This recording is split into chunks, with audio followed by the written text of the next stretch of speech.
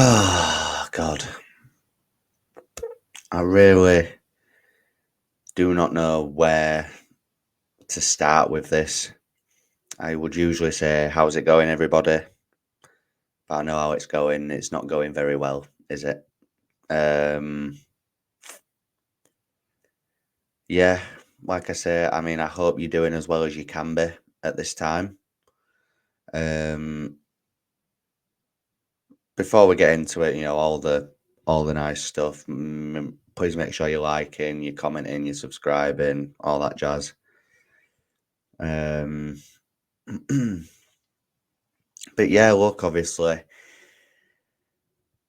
Leeds United season finishing with a playoff final defeat at Wembley yesterday at the hands of Southampton by 1-0. Adam Armstrong's first half strike was the decider. We all knew it was going to be tight.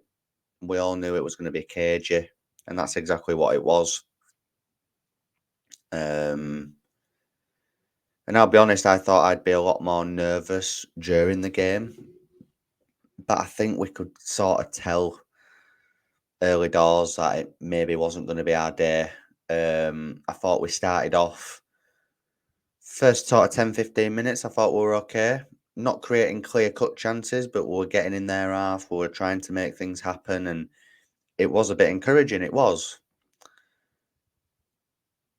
but then as soon as Southampton scored, I just feel like it all went to shit a little bit. In all honesty, um, clueless in the final third. No one wanting to take responsibility, no one wanting to step up and be counted. Um, Safe option all the time. We're passing it back constantly, not going forward with the ball enough. And Southampton, once they scored, and I said it to my uncle at the game, I said, they're just going to defend this now. And let's be honest, other than that, was it that Adoze who had a shot way over the bar in the second half? Other than that, they didn't even look like scoring again. They really didn't. They looked promising when they went forward. I will give them that.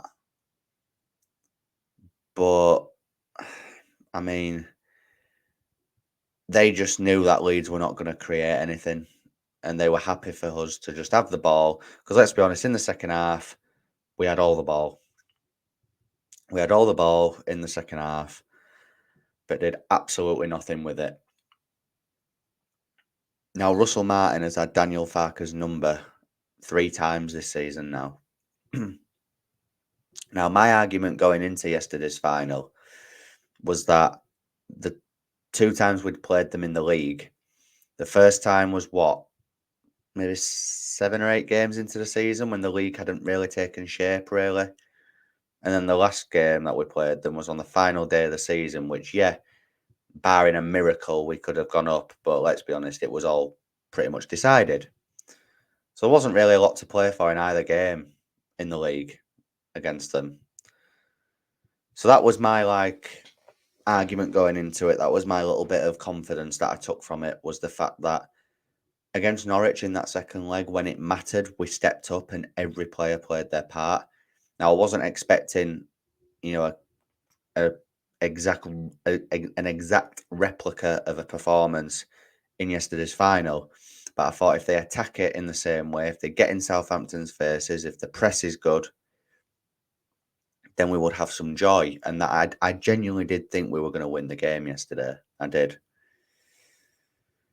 And after the first sort of 10-15 minutes, like I said, I was encouraged. I thought, right, we're up for this.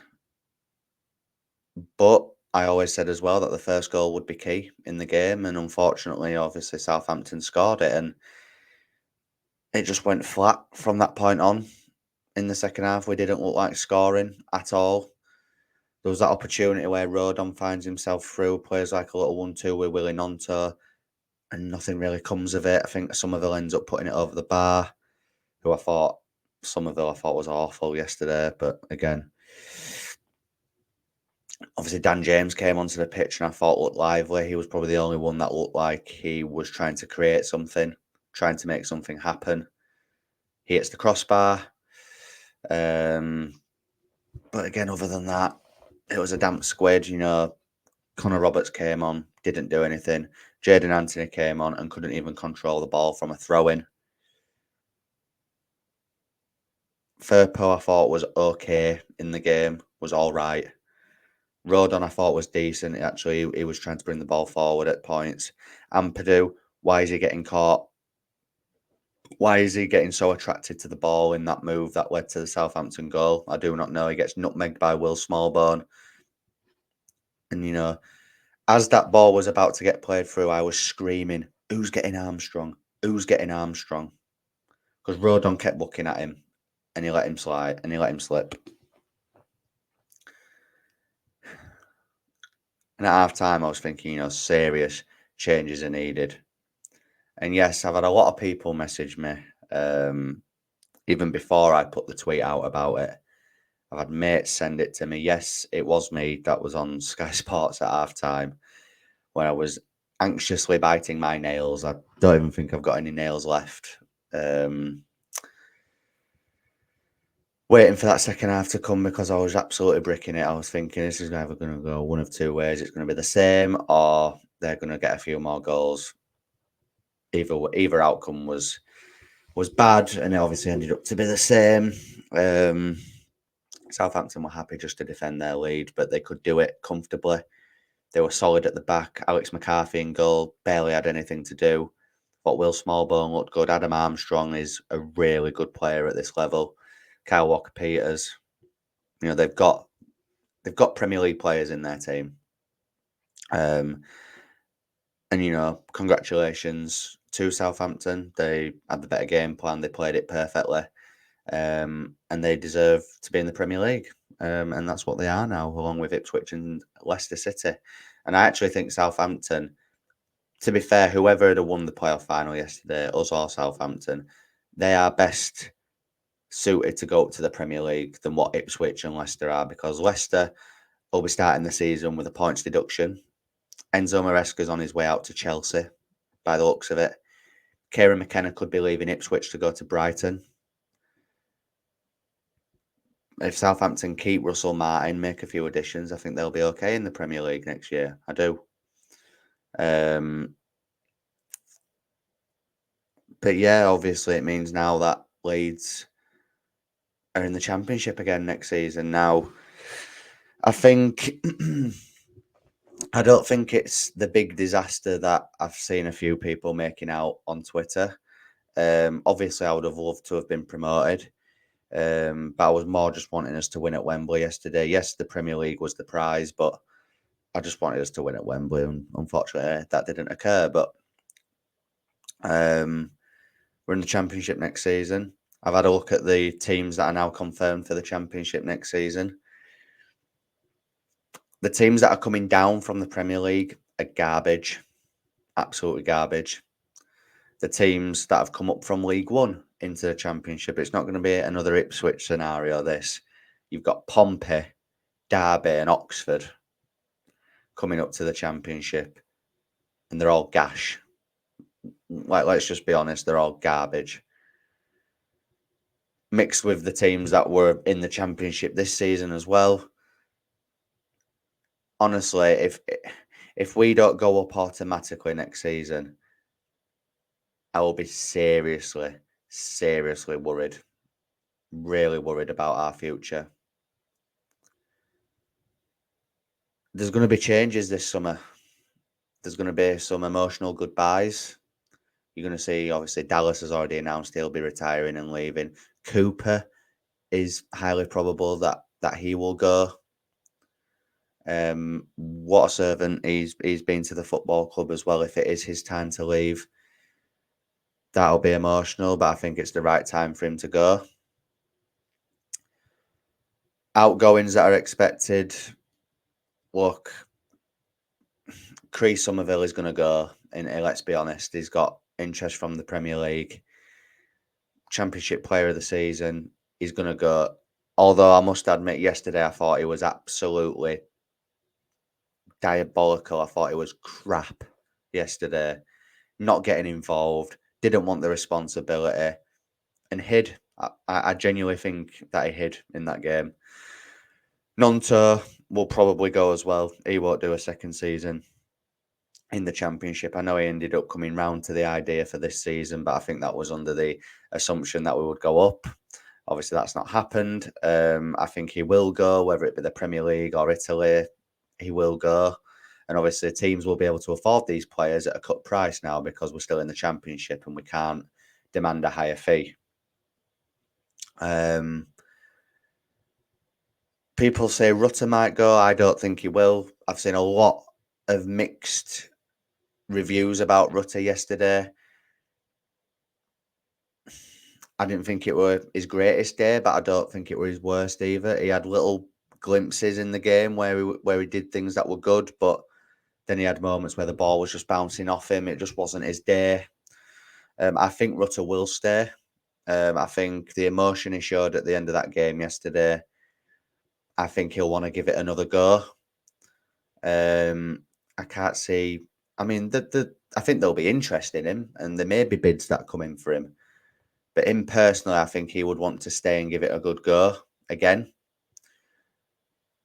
Because even the players must be looking at what teams are in this division next season and thinking, we can do this. And all that hurt, all that anger, all that disappointment, all the sadness of yesterday, you saw Gruev emotional, crying on the pitch. Ampadu was screaming into the pitch, crying. There was Rutter, Perot, all crying. Use that as motivation for next season. Perot will stay 100%. He's not a Premier League player yet. He'll be staying. I think Ampadu will as well. Again, I think he would want to give it another go. I think we'll sign Joe Rodon again, even if it's another loan. Obviously, Connor Roberts is going back to Burnley. Didn't really have the greatest of impact, so I'm not really too arsed about that. In all fairness, Archie Gray, that's another interesting one. Could he be tempted away to the Premier League? The young player of the season, that amazing performance against Chelsea in the FA Cup. But I don't know. Something tells me that he'll stay and at least give it another season. And if it doesn't work out next season, then he'll definitely be out. He's only just turned 18. He's still a young player. He can afford to give us another season. He can. And obviously the players that will stay, like I said, Korean and Nonto, I think will go. There'll be the other loan players like the likes of Christensen, Aronson, Harrison. They'll all probably go again, whether it be permanently or on loan. They will go again. I've seen a lot saying that Leeds will have to spend a lot on transfer fees for existing players this summer, but then there's other reports saying that Leeds will be financially okay, because we will get another injection of parachute payments for this season, which is why it's not an absolute disaster that we're going to be in the Championship again. But if we don't go up next season, then that's when as a business and as a club, it'll start to get very, very worrying. I want to touch on Daniel Farke just quickly before I go, guys. Again, a lot of mixed reviews on Daniel Farke last night. I was on the coach coming back from Wembley, just having a look at Twitter, and yeah, I'm a bit 50-50 with him. I can't lie to you. I'm not. Well, no, I'm not. No, I tell a lie. I'm not 50-50. I am not Farke out. I'm not. The guy's got us 90 points. Yes, we've not gone up, and we're the first team in years to get 90 or more points and not be promoted. Leeds United in a nutshell. But yeah, he has got us 90 points. We have played very good football for the majority of this season. Leicester had a wobble just after Christmas. Ipswich was around Christmas. But our major wobble came at such the wrong time. And against teams that set up in a low block, that have come to Ellen Road on numerous occasions and just sat back. Southampton pretty much sat back after they scored yesterday, but we've never been able to break them down. There are holes in Daniel Farke's game. There are holes in his tactics. But I do think, given the turbulent start to the season that we had back in August, the turnaround has been quite extraordinary and very, very good. So I am willing as a fan to give him another go. But if we get to October, November, and we're not where we should be, we'll have to make a change then. I really do believe that. And look, Bielsa didn't go up in his first season. He did it the second time after playoff heartbreak. Well, let's hope the same can be said for Daniel Farke.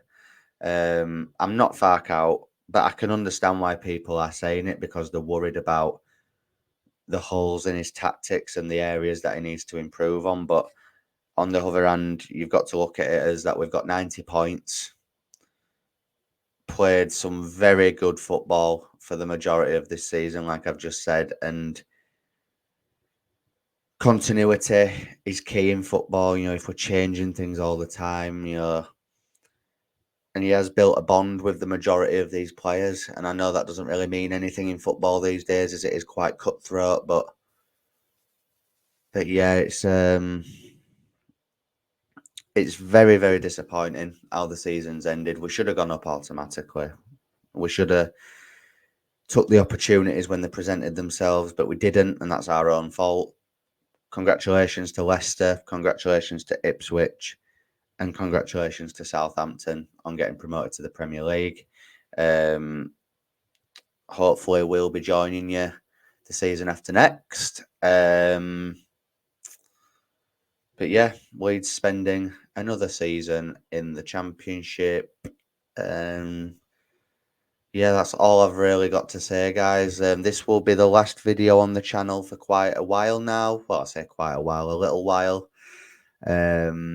As I go on holiday on Wednesday, but obviously I'm working tomorrow, and then I've got a lot of stuff to do tomorrow night because it's early hours of the morning jobby on Wednesday morning. So I'm away for a week, so it'll probably be the end of next week now, guys, when I'm back on the channel. I need to have a think about what I want to do moving forward, content wise, really. But yeah, like I say, guys, just try and keep your heads up, and we go again next season. Please like the video; it helps get it out there to more people. Subscribe to the channel if you're new, and get all your thoughts and opinions into the comment section down below. Like I say, I'll see you hopefully at the back end of next week. I need a breather. I need to lie down. I need a holiday to get over this. I'll see you in a bit. Cheers.